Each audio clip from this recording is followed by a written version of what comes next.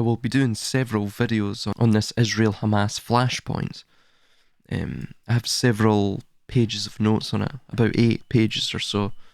The video that I did previously was only a small snippet of those notes. However, I wish to just say as well, somebody sent me about £5 or so in a PayPal donation. An individual that I've spoken to for quite some time. I'm good friends with him. I don't know if he wants me to give out his real name, but he goes by typically sheep herder.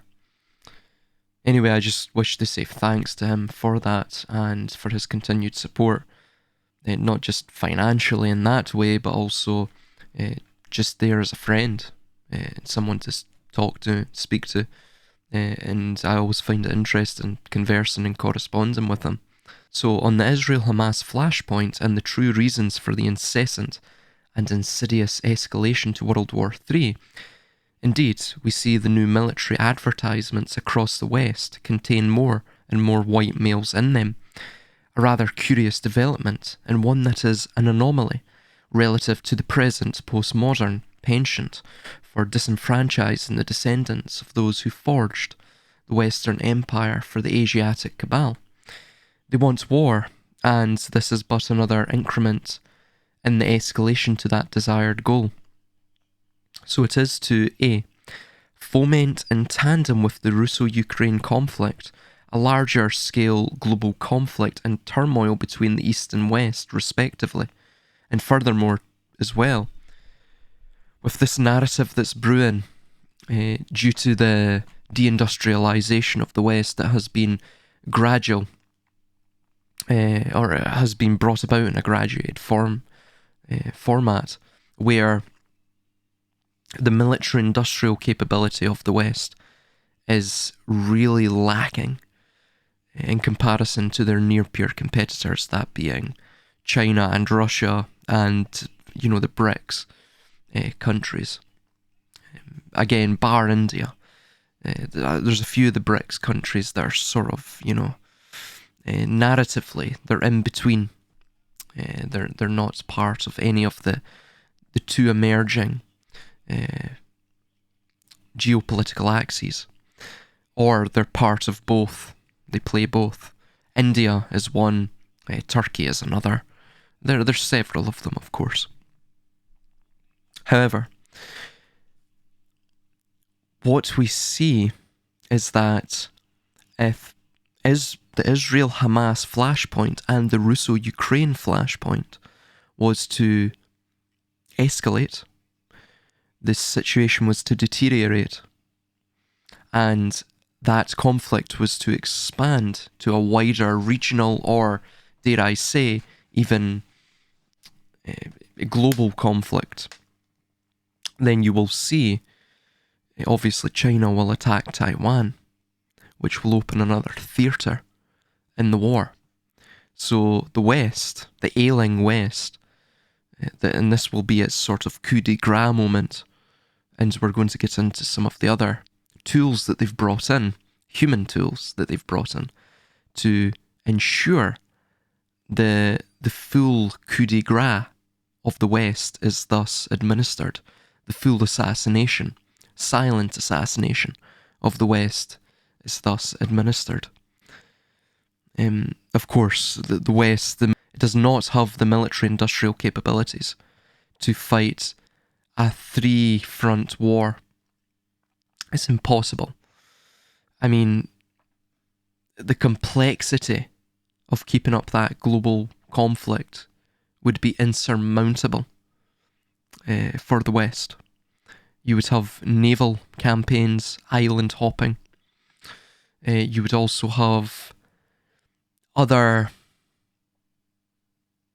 more modern issues that have now arisen in the face of, say, the Russo-Ukraine flashpoint, which we see a large-scale use of drones and kamikaze drones and all of this.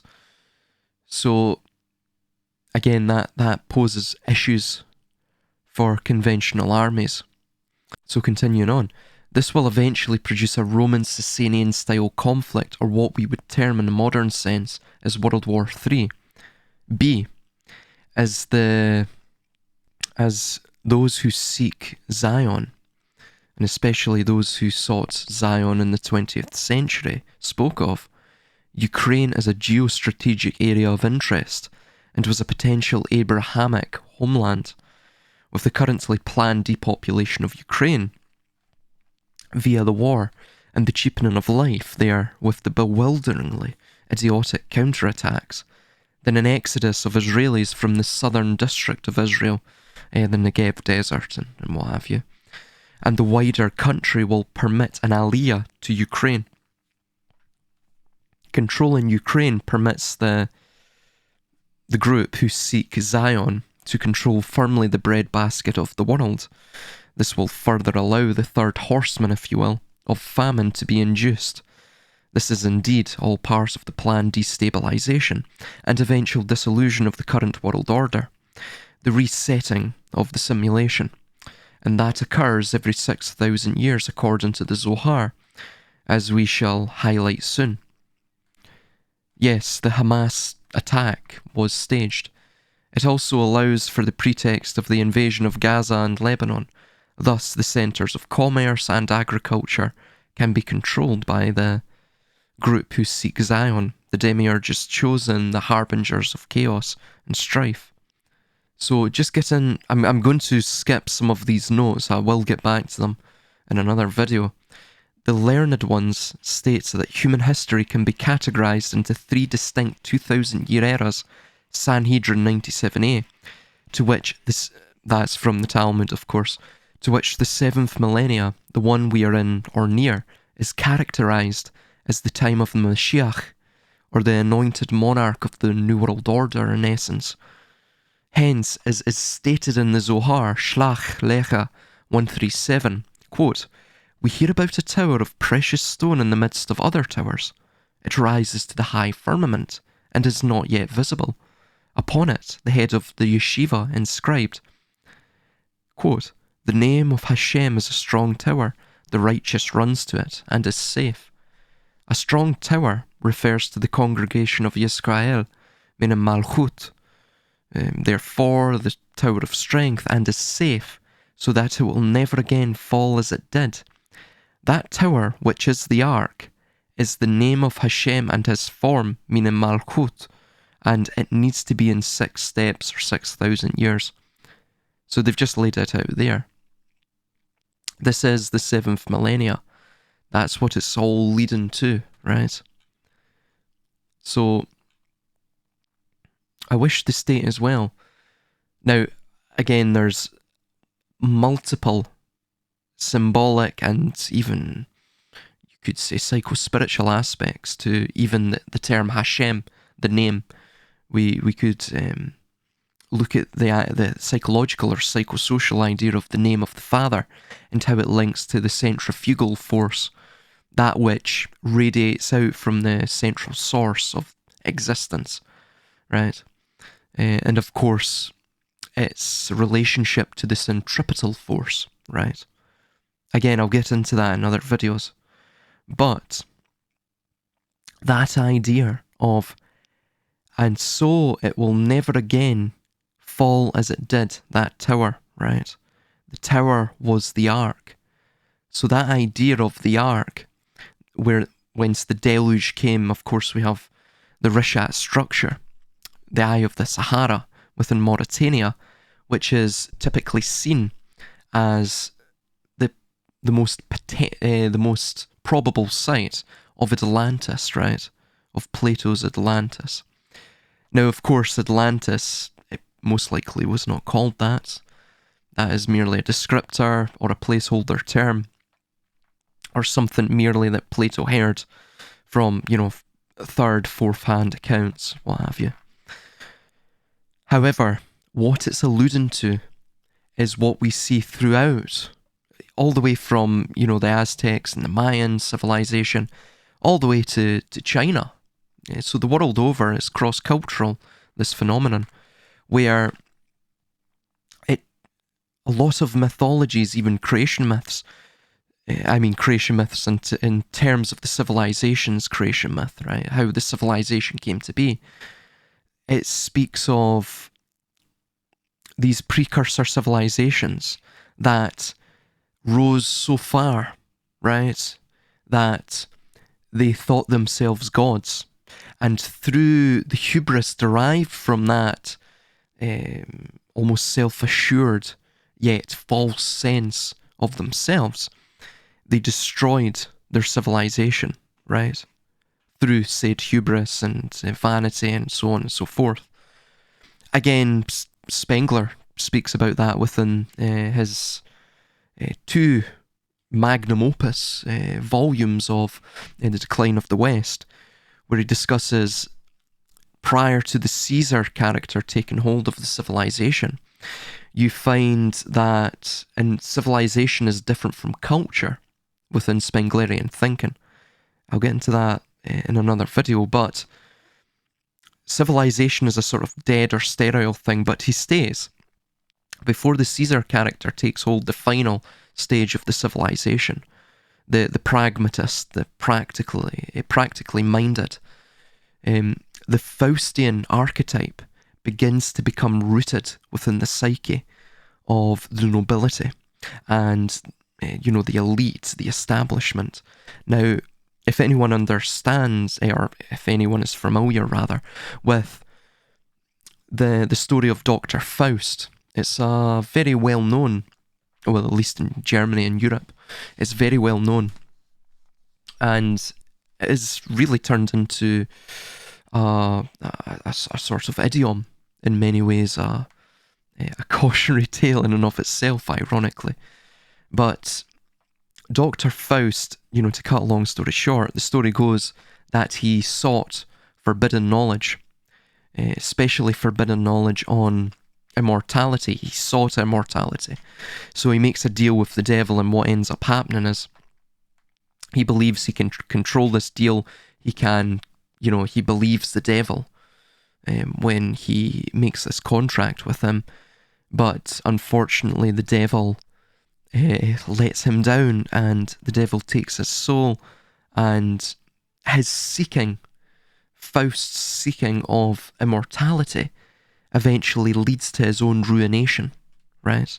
It's the irony of the story. It's the cautionary tale of it, right? Of course, you could analyze it from a psychological standpoint and state that Faust and the devil are one and the same, and that the devil is that side of Faust which he has not tamed or tempered with reason, right? Even though he thinks himself a reasonable and wise man, that it is his underlying three poisons, right? From the Buddhist, from the Buddhist tradition, rather. The three poisons would be, typically attachment or desire, greed, and ignorance, right? So what you tend to find within the Faustian types, the Faustian archetype, is, and we see it today within Klaus Schwab, Harari, all of the group, the cult who seek Zion, right? All of them have this sort of vanity. As you can see, they're out of touch as well with everything, with reality itself. And their pawns are truly, I believe, idealistic, right? All of their political pawns really are idealists. Of course, they're also profiteers. I'm not saying they're moralists, not at all, but they're idealists. They have an ideal in how they want to see the world reshaped and reimagined. And of course, Klaus Schwab, Harari, they all have this similar idea, though it's taken to the extreme. If you read Harari's work, Homo Deus, even his other work, 21 Lessons for the 21st Century, he outrightly states that we in essence have to make the vast majority of human beings obsolete Of course, if you run a business, if something is no longer an asset, a producing asset, right? If it is a liability, a net liability, then you have to liquidate that net liability, right? That's what's implied from his statement. So, interestingly, he brings out that book in, I believe, 2018. I think it was around about that time. And something interesting happened very shortly after. You had the needlecraft. Very interesting. Which, conspiracy theories abound regarding its true intent. But again, in light of the sort of technostructure from, to steal a term from Guido Preparata, this technostructure, or that system which seeks autopoiesis and an algocratic utopia for the stakeholder class and dystopia for, as Harari states, the non-homo deus class, the obsolete homo sapiens, the useless class is another term he uses. That is being done right now. That everything, all of the agendas that you see are bringing us to that point. And we're going to get on to that. So that is the tower, right? That is them creating the tower, once again, that tower of strength, like the Tower of Babel, reaching up into the heavens, attempting to colonize everything, right? Colonize the heavens and the earth. And funnily enough, Harari even states in Homo Deus, once the Internet of Things is set up, it must not only colonize everything on Earth, right? Everything must be connected to it. Even the trees must be connected to this Internet of all things, which will become the new god of this dataist theology.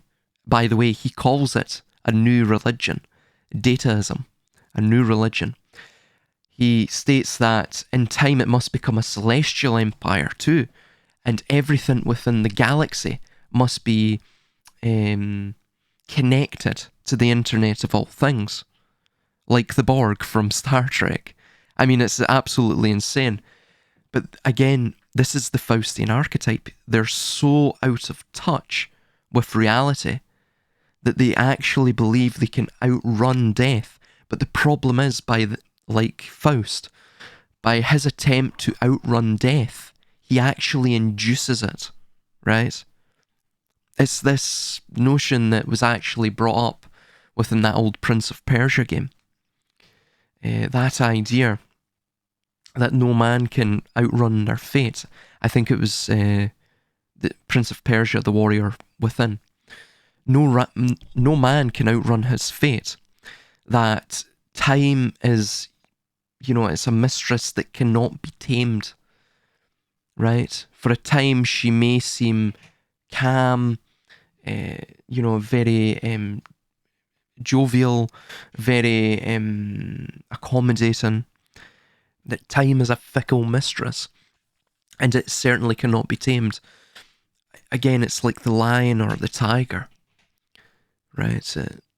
It seeks the man along his journey of life, and at any moment it may leap from the jungle and devour him. I mean, it's the way of the world, right?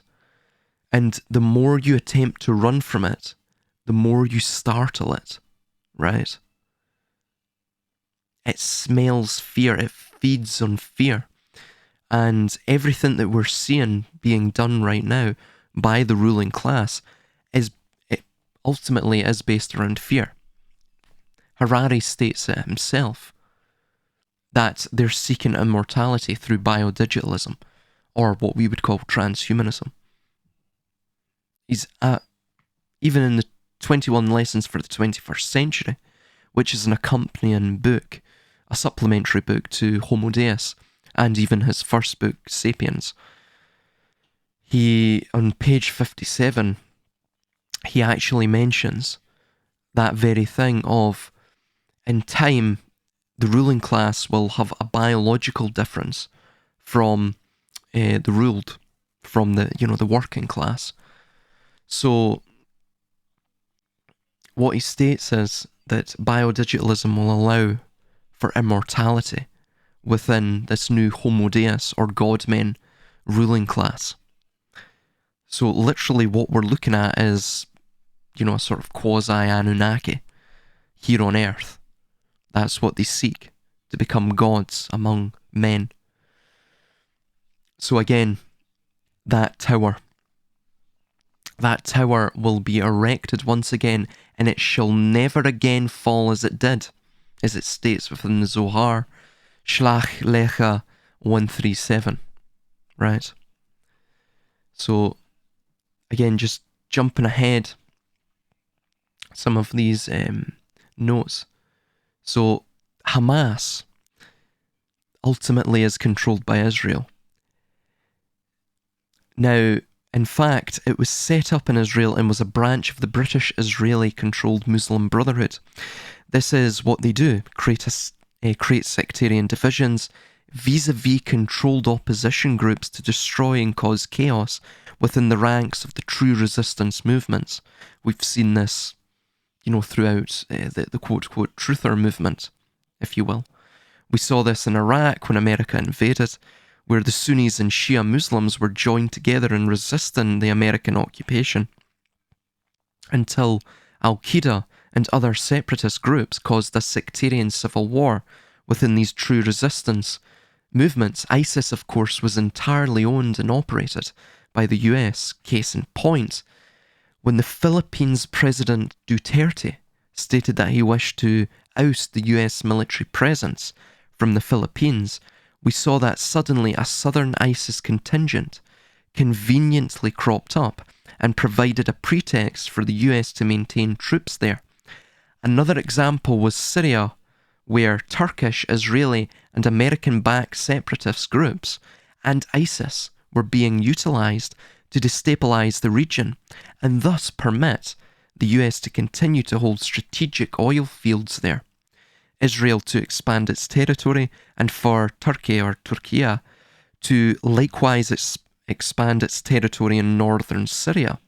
On June 18th, 2002, the United Press International carried an article called Hamas History Tied to Israel, written by Richard Sale, which stated, in the wake of a suicide bomb attack Tuesday on a crowded Jerusalem city bus that killed 19 people and wounded at least 70 more, the Islamic resistance movement Hamas took credit for the blast. So it goes through it, Israeli officials called it the deadliest attack in 6 years. And then Ariel Sharon immediately vowed to fight Palestinian terror, blah, blah, blah. However, but Sharon left something out. Israel and Hamas may currently be locked in deadly combat, but according to several current and former US intelligence officials, beginning in the late 1970s, Tel Aviv gave direct and indirect financial aid to Hamas over a period of years. Israel aided Hamas directly. The Israelis wanted to use it as a counterbalance to the PLO, the Palestinian Liberation Organization, said Tony Cordesman, Middle East analyst for the Center for Strategic Studies. Israel's support for Hamas was a direct attempt to divide and dilute support for a strong, secular PLO by using a competing religious alternative, said a former CIA official, senior one. So it goes through and shows the tactics that were utilised. It goes into how it was set up by Israel, Hamas, that is. Even Hezbollah as well was set up by Israel as well. Of course, it started to gain popularity after the Khomeini revolution in Iran. So, it's quite a long article. I won't go through it all. So Netanyahu even stated of Hamas and Hezbollah, Those who want to thwart the establishment of a Palestinian state should support the strengthening of Hamas and the transfer of money to Hamas, he stated at a Likud party meeting in March 2019. Quote, "This is part of our strategy," unquote, said Netanyahu. So somebody did ask me, I think it was actually Steph that asked me, and I believe it was the Israel-Hamas conflict. She asked, what are these, should we call them adventitious elements? These, fighting age men that are coming in droves to the West. What is the purpose of them? So I'll get into what the purpose is, and believe you me, you won't like it. It's actually quite grim. But anyway, here's the reason why.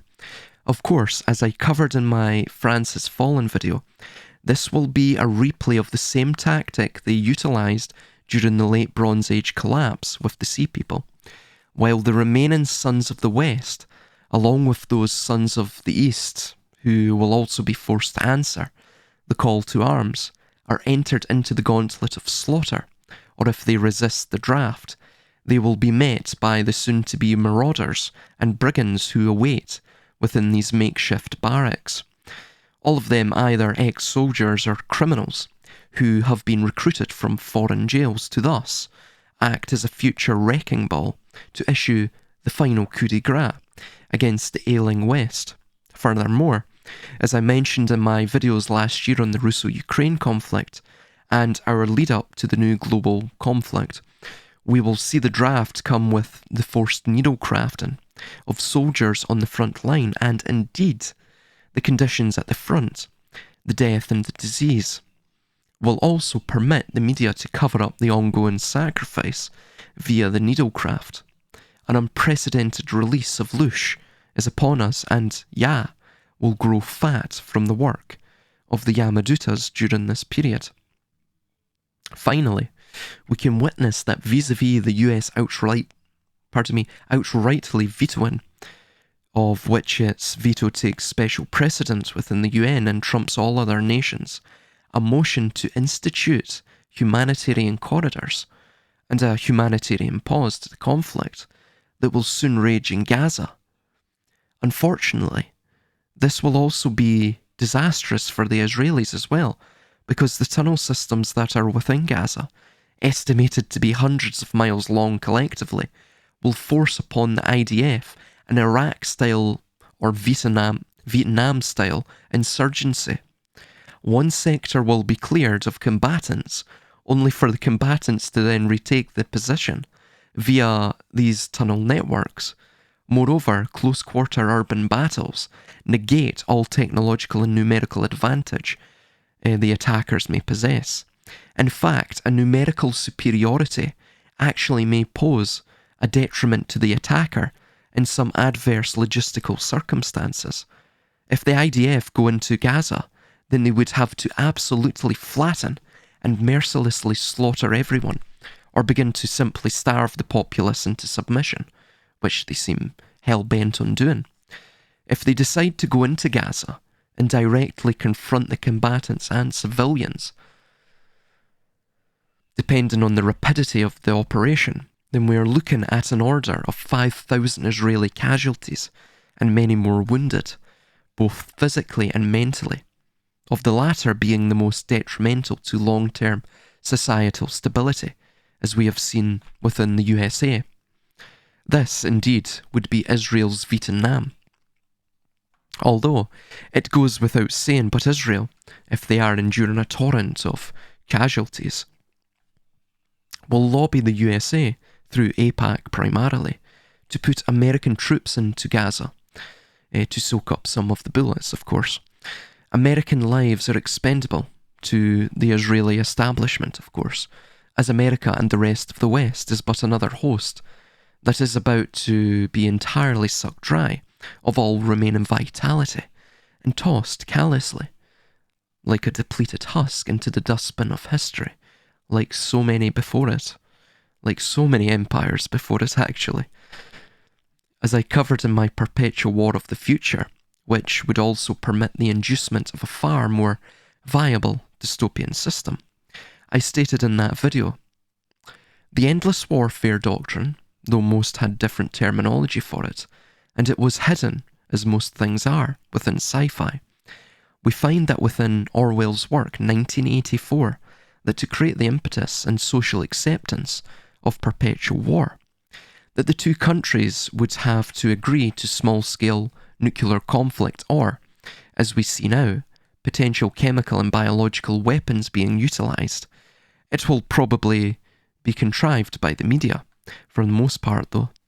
Now in the modern sense, this will be essentially, you take out one of our region's cities and we will take out one of yours. These will be with several tactical nuclear devices. I'll get on to, this will kill, let us say, 50 million, and consequently creating the social and political motivation to reorient the country into an authoritarian image of total control for safety and security and the war effort. We are already seeing the central bank digital currencies coming into view, and the past 2 years of conditioning was to prepare us for the social credit system, akin to the CCPs. And I'm actually taking this from another individual. I believe his name's Dave J. That's his name, actually. But very percipient point, he stated that wars can be summed up as the controlled demolition and strategic relocation of the population. And of course, a recondition of the population. That's a caveat I would add to that. But this is ultimately the reason for the war that we're going to see, this global conflict that is brewing. And I mean, it's an inevitability at this point. There's a geopolitical bottleneck occurring, a militaristic bottleneck, and the saber rattling and really media-driven, I don't know, jingoistic push, if jingoism even is a thing within these neo-liberal Western democracies, quote quote. So yeah, you're seeing this sort of feverish push that is inescapable. It's unpreventable as well. You can't really get away from the fact that we are sleepwalking into war. Undeniably so. So yes. The in the past 2 years of conditioning, the previous crisis play, of course, was to prepare us for a social credit system akin to the CCPs.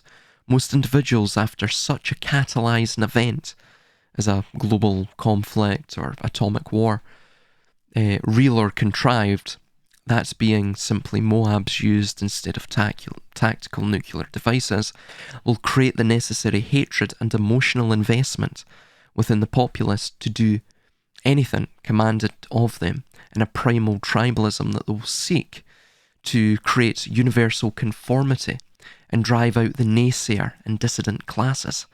Again, no one really knows the visual difference of a tactical nuclear device and MOAB, or a mother of all bombs, rather. There is very little, and I believe them the same thing, really. And thus they can pass this off as a nuclear attack, right? Whatever may occur in the future. That is one potential, and they seem to be treading that path now. Again, I wrote this about a year ago. So, yes, however, they do need limited warfare and starvation to ensure the justification is there for the soon-to-be needlecraft deaths, right? And again, this was a year ago. This is here. It's here. It's happening.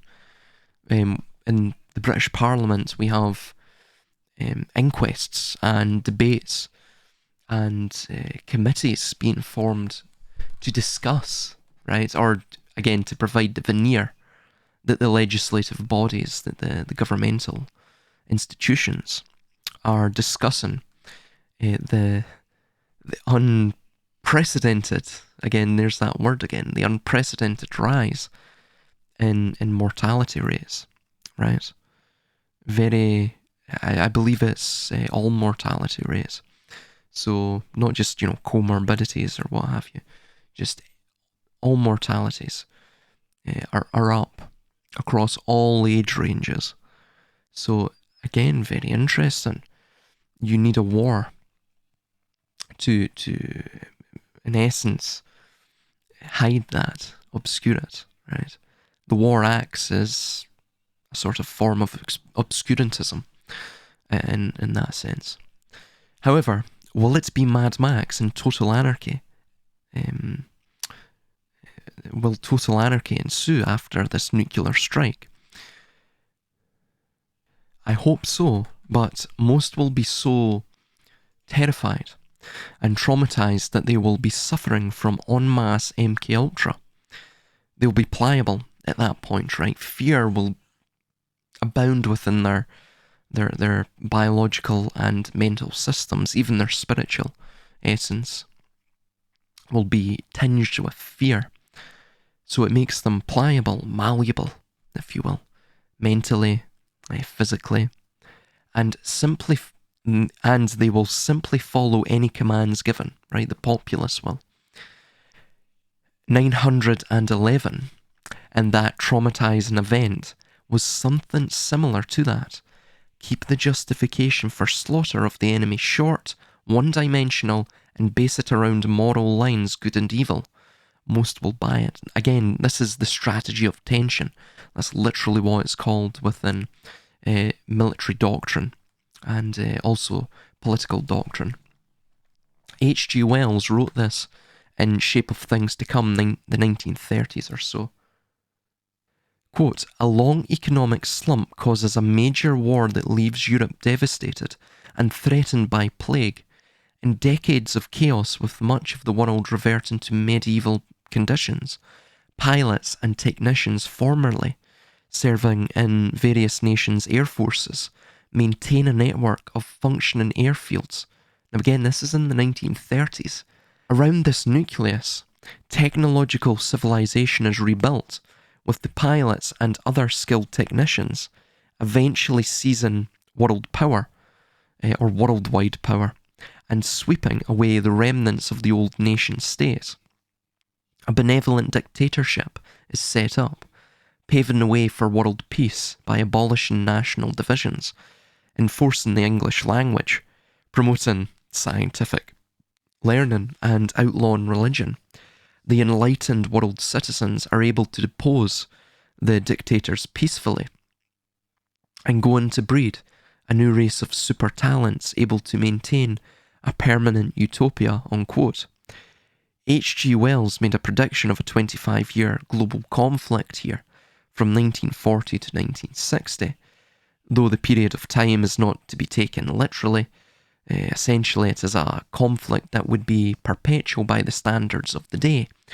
It is said of 1984, quote, in 1984 there is a perpetual war between Oceania, Eurasia and East Asia, the superstates that emerged from the global atomic war, unquote. Quote, this is from 1984 as well by George Orwell. The war is not meant to be won, it's meant to be continuous.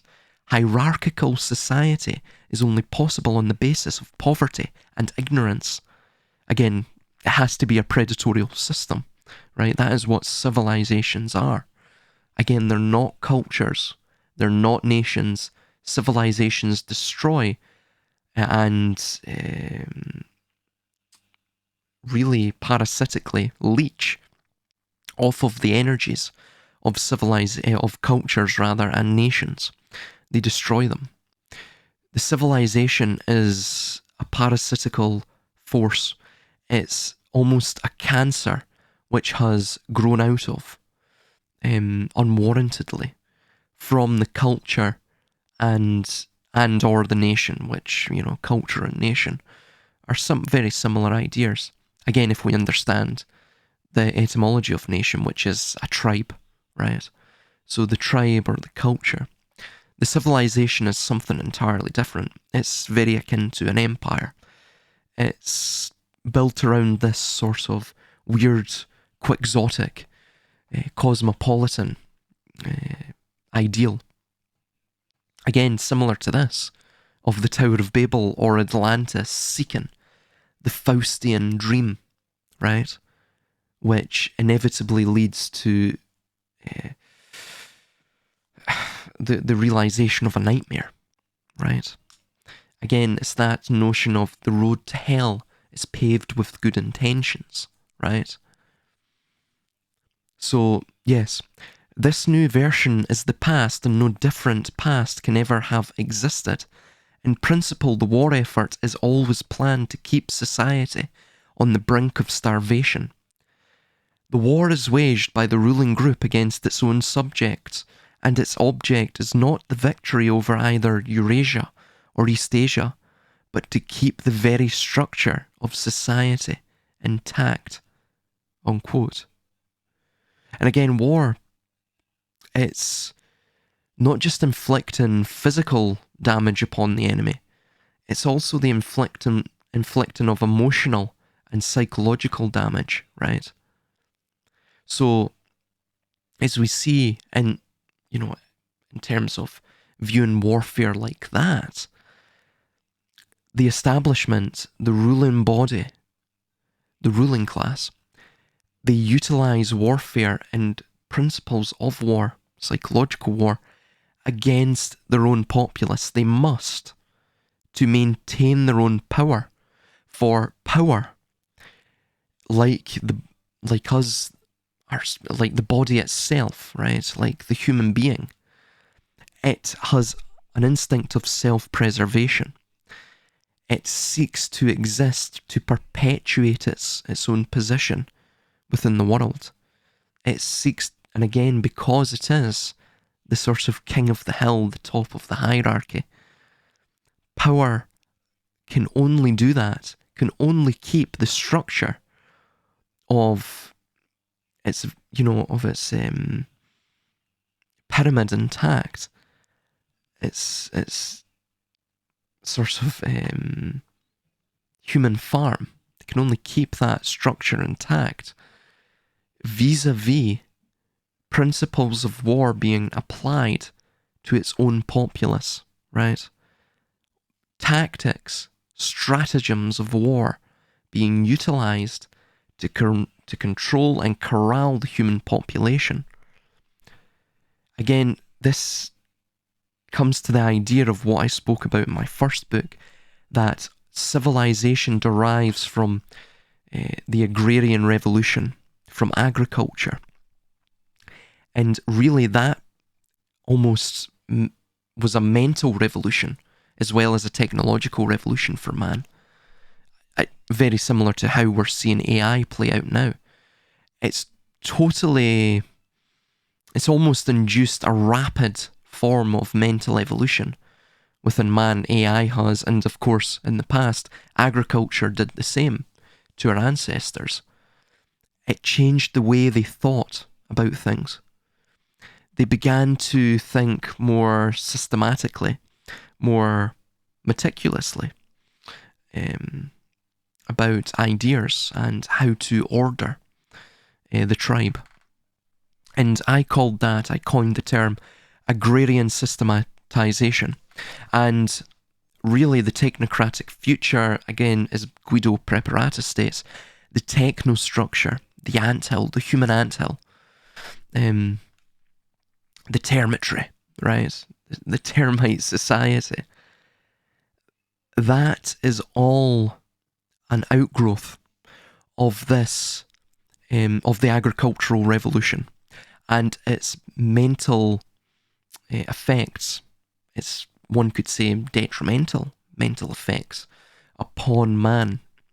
Again, agrarian systematization and the teleology of that within a sort of mythological sense can only be Atlantis or the Tower of Babel, right? It can only be that sort of Faustian archetype taking hold within the ruling class and then playing out its own destruction, or even that sort of temerarious pursuit of what really is the unobtainable, right? The horizon that can never be conquered. This will tie into my previous notes on the astrological sign of Scorpio, which I'm still to get to. So the Hamas attack occurred on the 7th of October 2023. Most wars and other deathly events occurred during Scorpio, taking place between October the 23rd and November 21st. And we see that the dates of 11/9 or 11/3, this is in the US standard, or November the 9th and November the 3rd, are both 33 and 27 days. 27 is obviously also 33.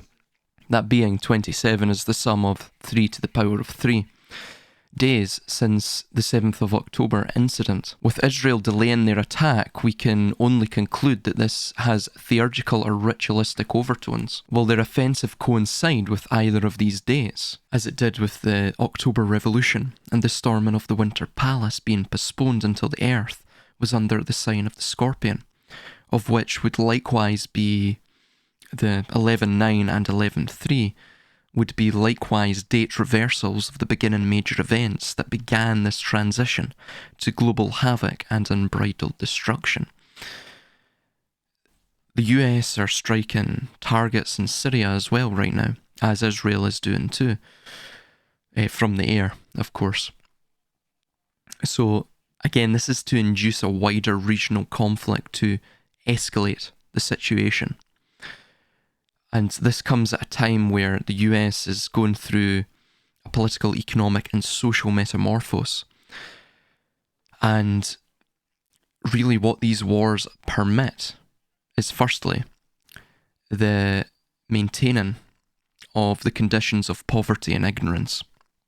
And as I read from that quote of Orwell, the war is not conducted against any external enemy, but it is conducted subtly and covertly against the domestic populations.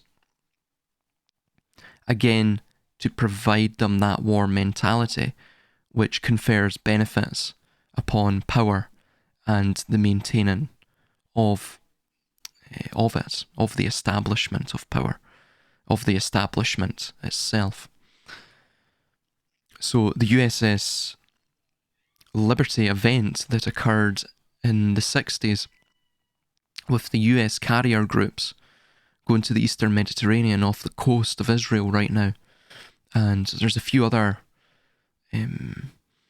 naval assets that are going all about the place from the US right now, which is interesting, to say the least. But with that US carrier group going to off the coast, going to the Eastern Mediterranean off the coast of Israel, it has the potential for a false flag to be fabricated there to provide the US a casus belli and the rest of NATO a casus belli against either Gaza, Hamas, Hezbollah, or the wider regional Arab threats to Israel. Again, that most likely will occur during or under the sign of Scorpio, the sign of death.